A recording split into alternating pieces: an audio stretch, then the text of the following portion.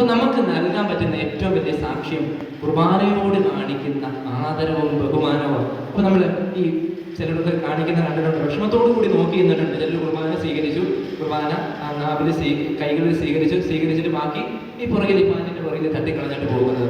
അപ്പൊ ഓരോ പൊട്ടിനും പൊടിയിലും ഈശോയുടെ സാന്നിധ്യമുണ്ട്. അപ്പൊ നമ്മൾ അശ്രദ്ധയോടുകൂടി സ്വീകരിക്കുമ്പോൾ നമ്മൾ താഴെ വീഴാതെ നോക്കിയിട്ട് നമുക്ക് പറ്റുന്ന വില നമ്മൾ കൊടുത്തു കഴിയുമ്പോൾ അത് നിസ്സാരമാണെന്ന് നമ്മൾ വിചാരിക്കുന്നത്. ഓരോ പൊട്ടിലും പൊടിയിലും അപ്പൊ നമ്മൾ ഈ ചെറിയൊരു കഷ്ണമാണ് നമുക്ക് കിട്ടുന്നുള്ള കുർബാന, അതിൽ ഈശോയുടെ സാന്നിധ്യം മുഴുവനായിട്ടില്ലേ? ഇപ്പൊ ചില സമയത്ത് കുർബാന തികയാതെ വരുമ്പോൾ അച്ഛൻ ആ ഒരു ഓസ്തി തന്നെ മുറിച്ച് പൊടിച്ച് 4-5 പീസായിട്ട് ആ ചെറിയ ഓസ്തി കൊടുക്കും. അപ്പൊ ആ ചെറിയ കഷ്ണം കിട്ടുന്നവരിലും ഈശോയുടെ സാന്നിധ്യം മുഴുവനായിട്ടില്ലേ? അത് ഈശോയുടെ കൈയും കാര്യം മാത്രമേ ഉള്ളൂ. ഈശോയുടെ സാന്നിധ്യം മുഴുവനായിട്ടും ഓരോ ചെറിയ പൊട്ടിലും അണികയിലും ഉണ്ട്. അപ്പോൾ അത് നമ്മൾ മനസ്സിലാക്കി തമ്പുരാന് കൊടുക്കേണ്ട ബഹുമാനവും ആദരവും നമ്മൾ കൊടുക്കണം.